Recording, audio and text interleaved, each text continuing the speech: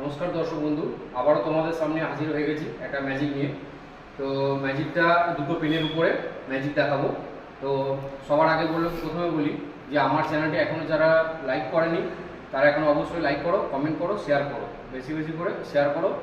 আর যারা এখনও নতুন আসছো তারা অবশ্যই আমার চ্যানেলটিকে লাইক করো, কমেন্ট করো, শেয়ার করো। তো দেখা যাক আমি দুটো পেনের দ্বারায় কীভাবে আমি ম্যাজিকটা তোমাদের সামনে প্রেজেন্ট করছি। তো যেহেতু এটা একটা ম্যাগনেটিভের ব্যাপার, যাই হোক আমি দেখছি যে কতটা কি তোমাদেরকে সামনে প্রেজেন্ট করতে পারি।